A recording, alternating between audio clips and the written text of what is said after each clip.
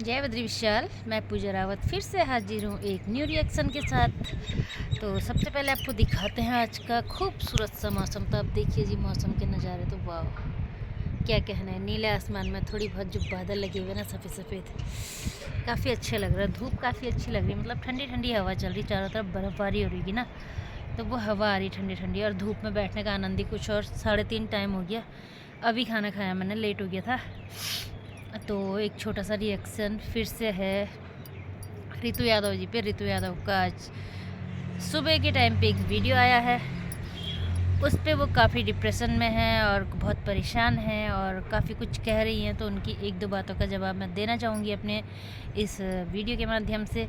रितु जी, सबसे पहले तो हमें कोई हक नहीं आपको कुछ बोलने का, लेकिन जब आप सोशल मीडिया में कुछ बातें डालते हो तो उस पर हम लोगों का रिएक्शन जायज़ हो जाता है।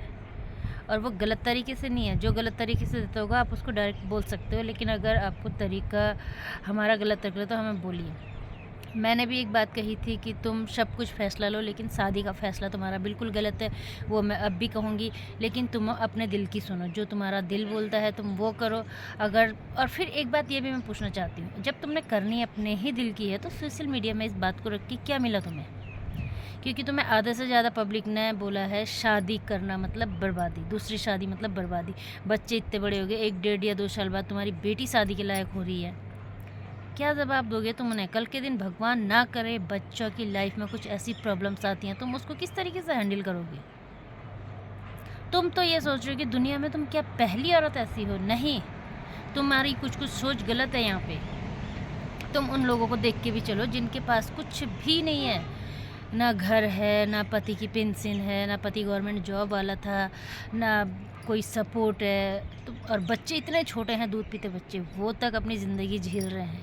भाई ठीक है, जिसके साथ साथ फेरे बन लिए थे वो नहीं रहा तो क्या कर सकते हैं। किसी का भी निश्चित नहीं है कि इस दुनिया में रहना, कोई कभी भी जा सकता है, कोई कभी भी जा सकता है। लेकिन तुम्हारा जो आज का तरीका था, थोड़ा दुख तो बहुत ज़्यादा हो रहा है। मुझे पता है अकेली औरत का ज़िंदगी जीना कैसा होता है, ऐसे सिर्फ तुम ही नहीं हो, इसीलिए मैं तुम्हें बोल रही हूँ। बहुत सारे लोग मेरी नज़र में यहाँ पे हैं, हमारे मायके में भाभी लोग हैं, बहुत सारे हैं, बहुत।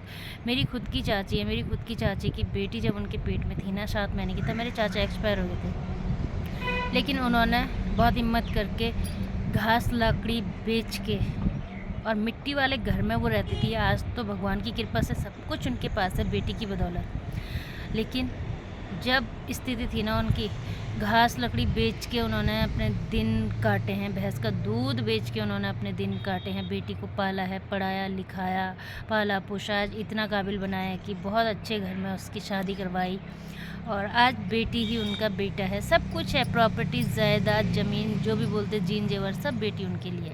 तो एक चाची का ही नहीं, ऐसे बहुत सारे मिसाल मेरे मायके में है। कभी मैं फुर्सत पे जाके उन सब की थोड़ी बहुत उनकी आप बीती तुम तक ज़रूर पहुंचाऊंगी। उनसे सीखना ज़िंदगी कैसे जी जाती है। ऐसे ज़िंदगी नहीं जी जाती। तुमने एक हट पकड़ ली, एक मन बना लिया कि नहीं मुझे शादी करनी है, मतलब करनी है।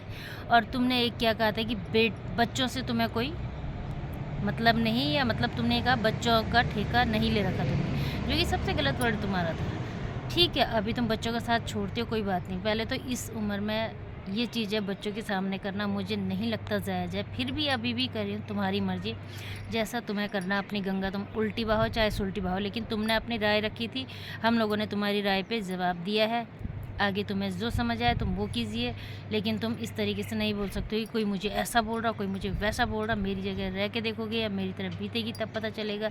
तुम ही अकेली औरत नहीं हो दुनिया में जो इस तरीके से स्ट्रगल कर रही हो। बहुत सारी बहनें, हमारी चाचियाँ, हमारी भाभियाँ बहुत सारी हैं, बहुत सारी हैं। अभी एक भाई साहब हमारे एक्सपायर हुए, तो वो भाभी मुझसे भी एज में छोटी है, 43 एज मेरी हो चुकी है, और वो भाभी मुझसे 3-4 साल छोटी होंगी अभी। अब बताओ वो कैसे ज़िंदगी जिएगी? क्या वो भी इसी तरीके से हट पकड़ के बैठ जाए? नहीं, उनका एम है, वो कुछ करेंगी, अपने बच्चों को पालना पोसना है, आगे बढ़ाना है।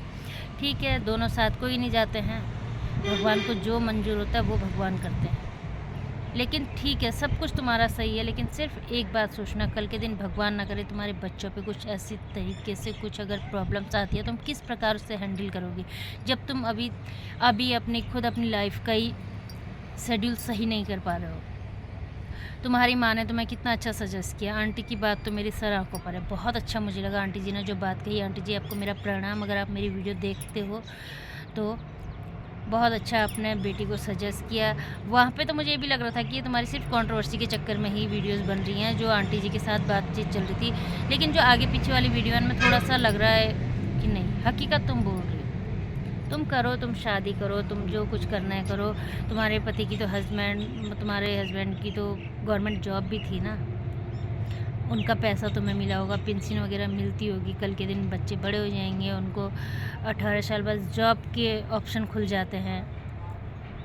भैया की जगह पे जो जॉब वगैरह थी वो ले सकते हैं, या तुम खुद अगर उसके लिए लड़ती झगड़ती अप्लाई करती तो कहीं पे तुम्हें ही 4th क्लास में जॉब मिल जाती, या अगर तुम ज़्यादा एजुकेटेड हो तो तुम अच्छी पोस्ट पे जॉब कर सकती थी। लेकिन तुम अब पता नहीं, तुमने अपने दिमाग में एक फितूर बैठा रखा है कि तुम्हें शादी करनी है, मतलब करनी है तो तुम करो, लेकिन अपना डिसीजन सिर्फ अपने मुंह के अंदर तक ही रखो। जब तुमने करना अपने ही मन किया, पब्लिक के जवाब लेके क्या किया तुमने? उनकी धज्जियाँ तो उड़ाई है, क्या किया इससे ज़्यादा? बताओ, क्यों सबसे जवाब मांगा कि प्लीज़ मुझे अपना जवाब दीजिए, सजेस्ट कीजिए, ये है वो है। सब ने सजेस्ट किया, उसके बाद तुम आग बबूला हो गई, तुम भड़क गई, तुम्हें गुस्सा आ गया, तुम बहुत परेशान हो गई, जो कि तुम्हें नहीं होना चाहिए था। जिस तरीके से तुमने जवाब मांगा था उस तरीके से जवाब तुम्हें मिला है, तो अब तुम भी उस तरीके से फिर से सवाल करो।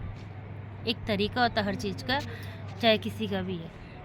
और एक तुमने एक और भी सवाल किया था कि क्या मुझे अपनी डीपी रिमूव कर देनी चाहिए या कर लूँ करके, तो आधा से ज़्यादा पब्लिक ने मना किया था।